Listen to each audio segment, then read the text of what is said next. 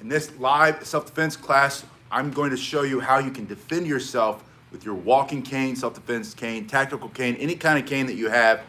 The best kind of cane is the one that you have now or the one you intend on getting, and I want you to learn how to train with it.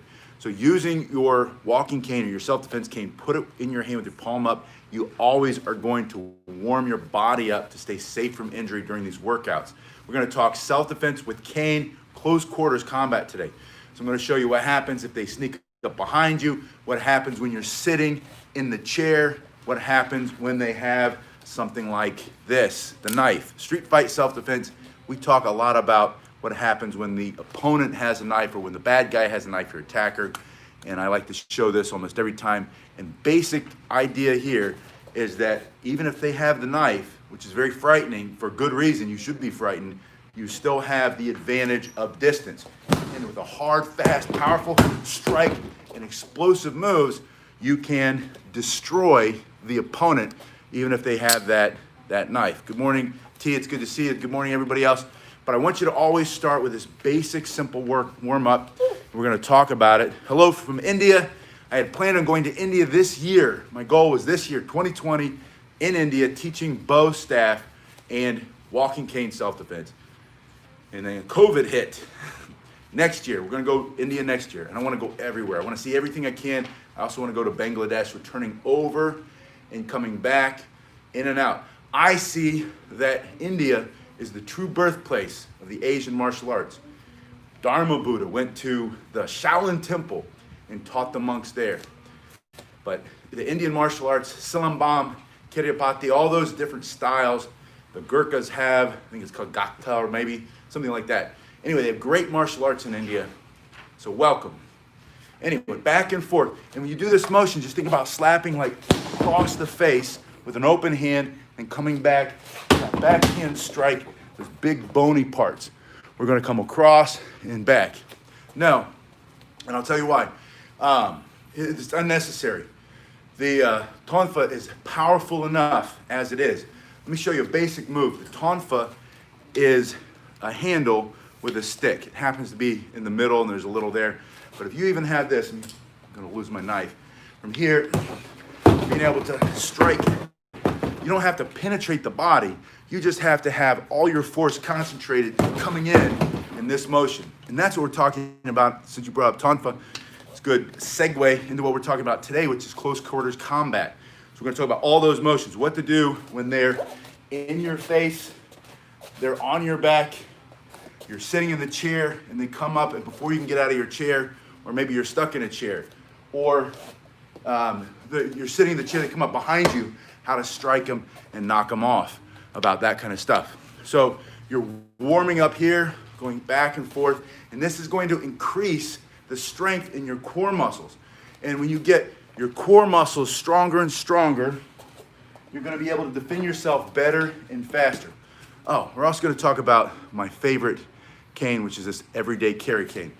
You have these two. If you want to see what these cost, look at the link below. You have both of those options in there and then two other options in the middle. Least expensive, most expensive. Neither one is very expensive, but they're a great value. And then there are two in the middle of that. Check the link below where it says get a cane. Anyway, from here, this one has this paracord on it. We call it paracord in the military, 540 cord. And then another term for it is just really good, extremely strong, 800 pounds of strength in there, so you can use it if you had to take it off in a survival situation. You have all that. But mostly from here, it's so when your hands get sweaty, because you asked me, what's that for? Your hands get sweaty. Now you have grip. It's not coming out of your hand. And then if you need to, and it moves around like that, you just squeeze it back in. Then you can take it off and use it, and you still have a great cane. So now you have this cane. I'm going to hang that up because I do want to show you the difference of that. But toward the end, stay tuned to the very end. Please watch all of it if you can. And you're going to watch me demonstrate the features of that cane if you're interested. If not, we won't do it. But this is just a basic oak cane. It's very heavy. You're going to do this warm-up spin. The purpose is get the blood flowing into the joints, keep the body safe from injury during the workout.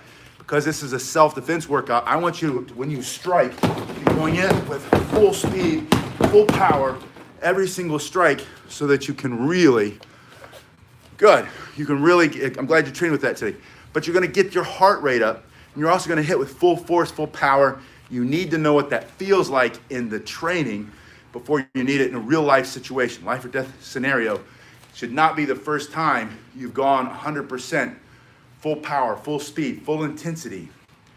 So when you do that in this kind of workout, you especially need to do these warm-up moves. So the spinning is not necessarily for self-defense, but watch, I can spin. This motion can become strike, and I know I'm not watching it, but basically striking. You're also getting all that stuff in there. I think this, because you can bring the cane with you everywhere, it's my favorite self-defense tool, especially in the United States, where you're protected by laws that allow you to bring it everywhere, and no one's allowed to ask you whether you're allowed to or not. But if you're looking for reach, this has got it. Again, here's that pocket knife. This thing pops out, someone's ready, they're coming after you. Look at the distance, the reach advantage that you have.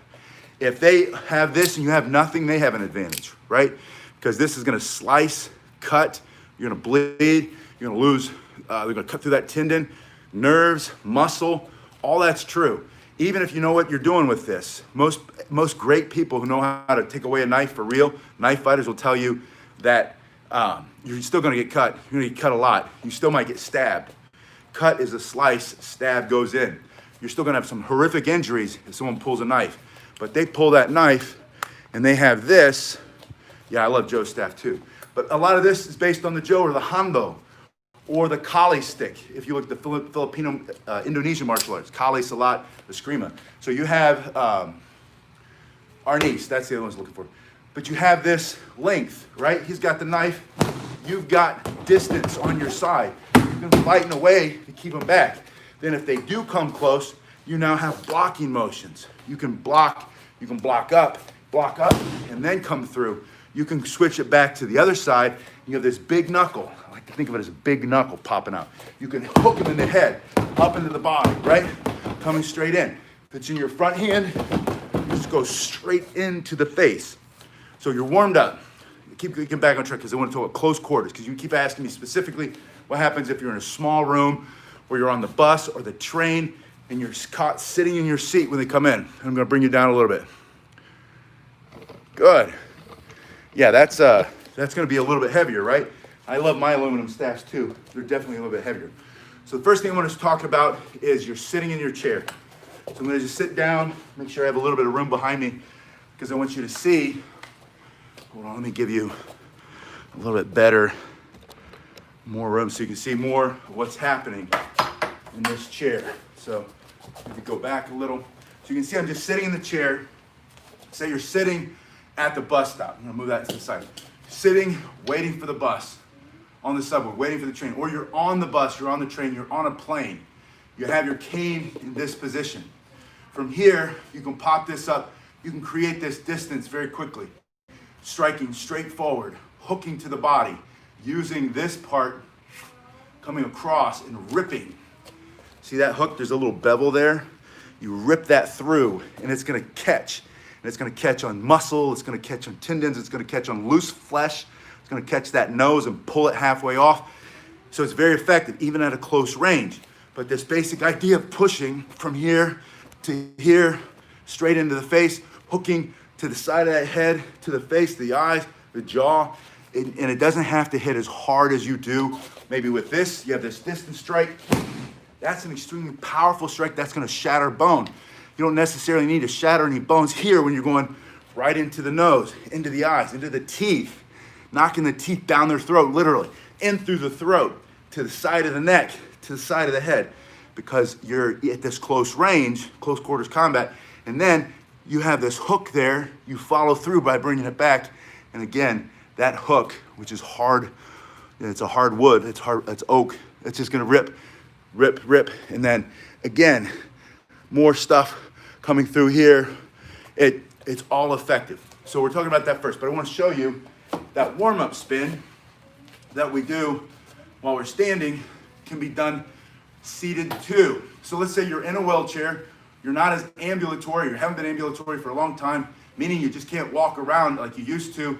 You can sit down and still get the same value and benefit of core strength, getting your heart rate up, starting to lean your body out faster, getting fighting fit from a seated position. Now, from this seated position, I'm gonna move it here, get this guy out of the way. I'm gonna say that you're sitting there and someone comes up behind you, maybe to choke, their hand around your neck, punching the back of your head. They got that skateboard trying to smash, but you realize you're in trouble. You're sitting here. By lifting your hand like this. This is all that is. And this is why this is such a powerful weapon, because this is a small motion in your wrist, but because of the length, the leverage is increased, and you've got speed now. From here, it comes very fast, and it hits very hard. From this position, if their hands are on your neck and you smash the head, you can grab this, you can dig this. This is one of my favorite parts. You know anything about like Hapkido or grappling martial arts? When someone's got their arm or their hand around your neck, you take your fingers and you go up in there and you just pull, catch your breath back.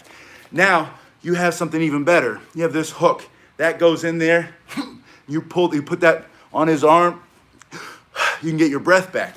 This is the first motion. You take two hands on it, and from this seated position, you can strike behind you just by turning a little bit. So you have this little bit of turn, and then if you need to, get up and move out, then you turn and you address the attacker, the person's behind you. But this first thing I want you to see, close quarters combat, sitting there minding your own business, all of a sudden someone's on top of you, you just bring this straight back. And that works also if you're, well, he's not as tall here. If you're standing, it's the same thing, right? I'll get it behind me. And you don't have to see it to hit it. You just go straight behind you because you know that's where the attack's coming from. Someone's got their arm around your neck. You bring this hook up, you dig that in, catch your breath. You're only gonna last a few seconds without being able to breathe. So you need to get, or if they crush your windpipe, you need to get that off of your neck as soon as possible. In these positions, you're very strong. Now let me show you the next one. You're sitting, let's say, bus station, train station, on the bus or whatever, subway, and the aggressive person comes up here, the aggressor, the bad guy, whatever. You're minding your own business. From this position, you're gonna pop this up and take it with two hands, and you just have, and again, it doesn't have to be a really strong strike. You don't have to have a lot of power swinging through the air because you have two hands on it, and you're literally just turning your body. And from here, even without looking at it, you can see that this is creating a lot of force. Now let's say that's his ribs, or he's coming in to punch or grab, or they're gonna jump on top of you, and you smash, right? You smash this side, smash this side. So it's a very simple thing. You also have that hook, remember? You take that hook, turn it the other way, and you rip, whatever. Taking this position and putting it up and down. Yeah, we're gonna go over some of that too.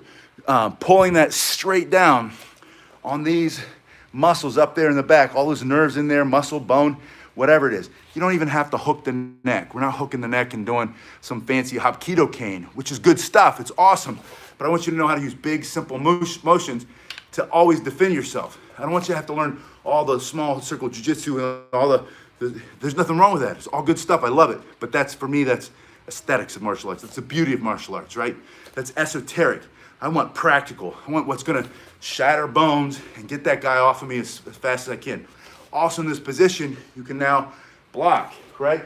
The guy, you're sitting there enjoying your glass of wine or water or sweet tea or whatever, having dinner with your significant other, and the politically charged people come rambling down the street looking for people to intimidate and threaten and try to silence. And they've got their skateboards and they're swinging them at people, or their frozen water bottles or chunks of concrete or whatever it is. For self-defense, this is your now have some options, right? You have your cane. Not only can you strike, oh, that's the other way, by the way. I like to get that big knuckle in there, but this is just as effective. they come swinging something at your head, you now can block straight up, block to the side, up. And you should practice this. Practice side, up, side. The only thing to remember is when you block, straighten those elbows. When you block to the side, straighten at least one elbow, probably both. 1, 2, 3, and then practice. Strike, strike. Make this 30 seconds. Turning your body, and hitting full speed, full force, full commitment on every single strike. Trying to end the fight as quickly as possible so that you get to go home safe. Now we're changing the scenario. Let's talk about the knife again. You're sitting there, you're on the subway, you're on the train. The knife presents itself. Oh, you see the knife? It's so small it disappears. Compared to that, you still have the reach advantage with your cane. From this position, maybe you're sitting just like this, the cane in front of your body. You can simply pop it up, and there's that first strike. They're too close, you grab it, and there's that pushing strike. Now think of what this is. This is a big bar. You're gonna take this bar, you're gonna push it right through his body, right? You're gonna push it through the throat for self-defense. Push it through the ribs, push it through their midsection. You have that strike. From here, all of these strikes, especially right down the middle, extremely effective, still works. Change that position, hook facing out, have those hooking strikes. Hooking strikes. You can add the other hand, hook, grab, rip. Remember that bevel, hardwood. Hardwood against soft skin, hardwood against the clothes that they're wearing. That does a lot of damage. You add them together. Strike, rip, strike. Take it out, put this hand on the end. Now the hook's out there. Now it's a levered strike. It's almost like a hammer. Hammer strikes, hammer, hammer. Right? Maybe you're going to the groin. Maybe you don't even want them to get close enough, so you're taking out those knees. But you can see all of these options. Close quarters combat with your walking cane or combat cane. You've got a cane master's cane like this, or better yet like this, because this is the one I leave here for training. You should have two canes. You should have a training cane that you can beat up. And look at this thing. It doesn't really get that beat up. Or think of it two ways though. You always have to see the other side of that argument. They're swinging something down on your head. They got a bottle, you break that bottle, glass flying everywhere into your eyes. They got a bottle swinging down, you don't have a cane, smash. Either way, you're gonna get hit. That's my point. You might as well stop as much as you can and then give them a reason to stop attacking you. It's your right to defend yourself. The other thing you're gonna see with this practice cane is I slice it a lot, right? And you'll see some marks there. I don't know if you get it real close. Right on the top. Anyway, they're in there. I'll remove those with a piece of sandpaper and I'll oil it up again after I'm done training today. But this guy right here, I don't want to do that. I want to slice him up. I don't want to add any pain to him right now. About making money through fighting. I don't know if it's your passion and you're an athlete and you want to go in UFC, boxing. They made lots of money for years and years, millions and millions of dollars. I don't have anything wrong with that. If you want to go be some weird street fighter at night in the back alley, bare knuckle fighting people, I would highly say don't do that. Don't get into bare knuckle fights. Don't get into there's some places in some of the islands, Trinidad, Tobago, places like that, where they stick fight, and it's part of their culture. But it's like anything else. If you have no other option, maybe that's a good option for you, or it's your extreme passion. But do it for your passion. Don't do it to make money. Anything you try to do to make money, you'll fall short. Not follow your dreams. Get your bed made, right? Brush your teeth every day. Get your disciplines going. The discipline will lead to your true passion. People mistake this all the time. They follow their dreams thinking that that's what they really want to do, but there's no discipline there. So when they actually start to do the work, they fall short, they quit. And they're like, oh, maybe that wasn't my passion. Your passion, anything that you're good at, you'll become passionate about. Anything you're not good at, you don't become passionate about. So build your discipline. Build your discipline first, and then you'll find your passion. Your passion will present itself through your discipline. You'll get better.